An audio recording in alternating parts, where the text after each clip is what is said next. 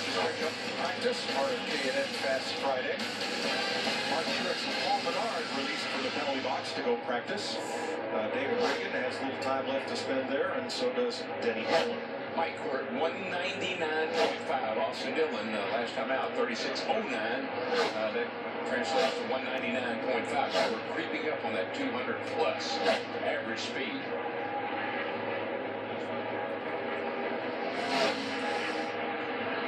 Now, last year in August was the tall spoiler with the plexiglass atop it.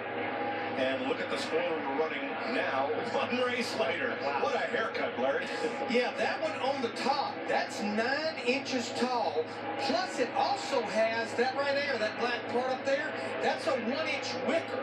If you look right here, what we're running this race, that's 2.5 inches tall. But what I really want to compare it to is what we've been racing the first part of this season. We went from 3.5 inches tall to 2.5 inches tall in that rear spoiler. But as Jeff was talking about, 4 inches has been taken off of each end, so it's 8 inches narrower. But NASCAR just couldn't go with the rear spoiler. It would put the car out of balance. So the front splitter underneath the front of the car, I know you only see a 1/4 inch sticking out there, but on the corners, they've reduced the length of that front splitter by 3 inches. So let's take a look at we can do all three right here.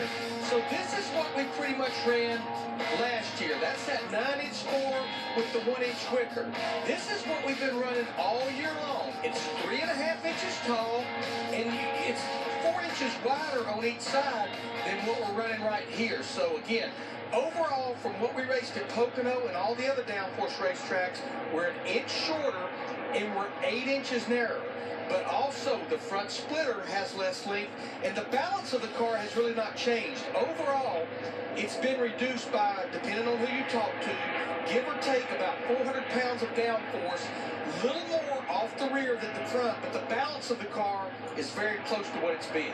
Well, it's fast because Martin Truex just became the first driver to lap this track today at over 200 miles an hour. Yeah, that's amazing. And I think these guys are creeping up on it, Mike. They didn't know for sure what they had.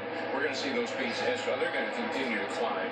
I don't know if we're going to get the 34.8, but I bet we get pretty darn close. You know, when I think about that big, tall 9-inch spoiler, I feel like one of the areas that we maybe could have gone to make that package work better than it did. It didn't work well when you're behind that car in traffic.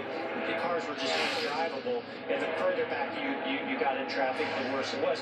But we didn't slow the cars down enough through the corner with power to make that work. We would have had to slow the cars down so much to where you're wide open all the time. And I just don't think that's where our sport should be headed. As we see Jamie McMurray heading out into the where he's headed. Ask him about his balance getting into turn. Yeah, how many shades of gray was that? Yeah, but Mike, you know what I do like? You know, back in the day, we probably would have been very upset that NASCAR was going to come to the track with something different than what we started the season with. That would have been unacceptable to all of us. But I like what they're doing, because you can test this package. You can bring 4, 5, 6, 10 cars here, and you get some varying opinions about whether it's good or bad.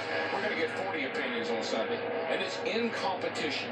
Whatever you got, if it's good or bad or whatever, you're going to find out in the race. And otherwise, you'd never know until you got in the race. Well, I applaud them for doing it. And that, DW, as well as the amount of communication that's going on between NASCAR, the teams, NASCAR, the drivers, you know, they have so much more input from all the different sources to be able to evaluate this. And also, I think they have more resources themselves with their own engineering group to be able to create a package like this and bring it to the racetrack and race it, feel comfortable about it. Let's get back to the garage and Jamie. And Kurt Busch is heading out of the garage for the 3rd run today. After his first time out on the track, he said he was a little loose into 3, but he was really trying to find his line heading into 1. He felt like the wind was definitely part of the equation. So he feels a little bit better. They made a change, and now he said the car overall is trending toward a little loose in and a little tight off, but he likes the changes they've made so far. You know, back to what you were talking about, Jeff, real quickly.